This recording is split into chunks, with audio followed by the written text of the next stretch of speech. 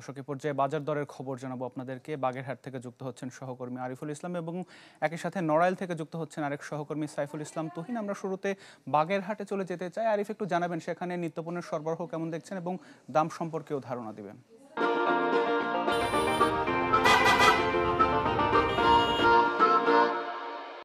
আতিক, আপনি জানেন যে বাগেরহাটে উপকূলীয় জেলা, এই অঞ্চলে কিন্তু আসলে বেশ সবজি উৎপাদন হয়ে থাকে।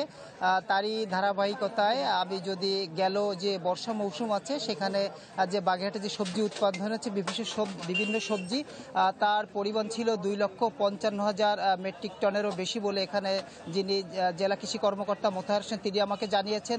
তবে আগাম যে সবজি উৎপাদন হয় সেটা এখনও হিসাব করা হয়নি কেমন সবজি উৎপাদন হতে পারে। তবে প্রতি বছর কিন্তু বাগেরহাটে এই সময় আগাম যেসব সবজি আছে শীতের সবজি সেগুলো কিন্তু উৎপাদন হয়ে থাকে, কিন্তু এবছর আপনি জানেন যে একটু বেশি বৃষ্টি হওয়ার কারণে কিন্তু এই সবজিটা খুব একটা বাজারে আসেনি। তবে কিছু কিছু সবজি আমরা দেখেছি, তার ভিতরে শিম আমরা দেখেছি যে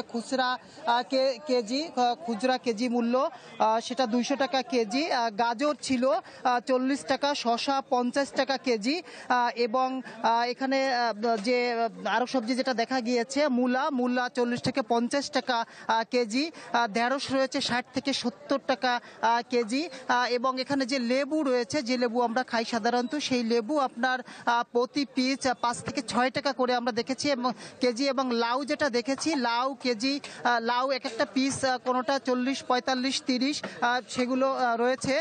তো এভাবে বিভিন্ন সময় যে সবজি আমরা দেখে থাকি সেগুলো কিন্তু এবছর আসলে খুব একটা বেশি বাজারে চোখে পড়েনি। তবে কৃষকরা বলছে যে আসলে এখন যে সবজি আছে সেটা কিন্তু আসলে দাম বেশ কম, এই জন্য তারা কিন্তু আসলে লাভবান হতে পারছেন না।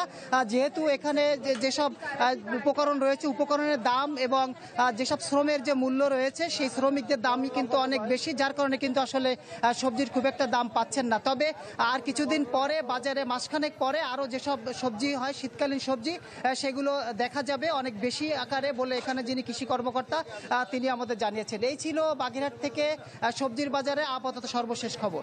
জি আরিফ, অনেক ধন্যবাদ যুক্ত হবার জন্য। এবার একটু আমরা নড়াইলের পরিস্থিতি জানবার চেষ্টা করব। সহকর্মী সাইফুল ইসলাম তুহিন রয়েছেন। তুহিন, একটু সেখানকার পরিস্থিতি জানাবেন। শীতকালীন আগাম কোনো সবজি বাজারে এসেছে কিনা, দাম কেমন সেখানে? হ্যাঁ আতিক, নড়াইলে গত কয়েক সপ্তাহ ধরেই সবজির দামটা ঊর্ধ্বমুখী। বিশেষ করে যে সবজিগুলো বাজারে চাহিদা রয়েছে, বাজারে সরবরাহ রয়েছে, সেগুলো দামও বেশি। এখন সর্বনিম্ন যে সবজি যেটা আলু, সেটা 20 টাকা দরে বিক্রি হচ্ছে, এবং সর্বোচ্চ যেটা মানে খুব প্রয়োজনীয় বেগুন বিক্রি হচ্ছে 150 টাকা করে কেজি, যেটা সাধারণত রমজানের সময় এইরকম দরে বিক্রি হয়। কিন্তু এখন আসলে বাজারের যে সব জিনিসগুলো যেটা আছে, আমরা পাইকারি বাজারও খোঁজ নিয়েছি। এখানে মূলা বিক্রি হচ্ছে 60 টাকা করে খুচরা বাজারে, পেঁপে বিক্রি হচ্ছে 30 টাকা করে কেজিতে বিক্রি হচ্ছে। এছাড়া পটল, যেটা কিছুদিন আগেও খুব মানে সহজে পাওয়া যেত 20 টাকা 30 টাকায়, পটল এখন 60 টাকা করে কেজি দরে বিক্রি হচ্ছে। মোটামুটি সব ধরনের সবজির দামই বেড়েছে। পেঁয়াজ 70 টাকা করে কেজিতে বিক্রি হচ্ছে, আর হচ্ছে যে রসুন বিক্রি হচ্ছে 100 টাকা করে কেজিতে। মোটামুটি কাঁচামরিচের দামটা কিছুটা কমে এসে এখন কিছুটা হলো 150 টাকা করে বিক্রি হচ্ছে। আমরা কথা বলতে চাই যে আমাদের একজন পাইকারি বিক্রেতা আছেন, সবজি বিক্রেতা। বাজারে দামের এরকম মানে বাড়তি হওয়ার কারণ কি আছে?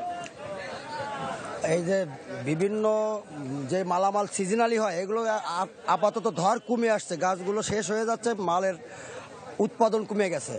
আর এই বিভিন্ন প্রকার সমস্যার কারণে এই অনাবৃষ্টি, তারপরে রৌদ্র, খরার তাপের জন্য বিভিন্ন সমস্যার কারণে কৃষক মার খাইছে। আমরা শুনছিলাম আমাদের একজন বিক্রেতার কাছে, এবং কৃষকরা একই কথা বলছেন। কিন্তু কিছু কিছু জায়গায় দেখা যাচ্ছে যে বাজারে সবজির যে দাম, সে দামের যে মনিটরিংয়ের জায়গাটা একসময় ছিল, সেই জায়গাটা এখন নেই। এক ধরনের দামও তারা চাপিয়ে দিচ্ছেন বলে অনেকে ক্রেতারা মনে করছেন। তো এই হচ্ছে নড়াইলের কাঁচা বাজারের সর্বশেষ অবস্থা। আতিক, বাজার পরিস্থিতির খবর জানাতে নড়াইল এবং বাগেরহাট থেকে যুক্ত হয়েছিলেন আমাদের সহকর্মী।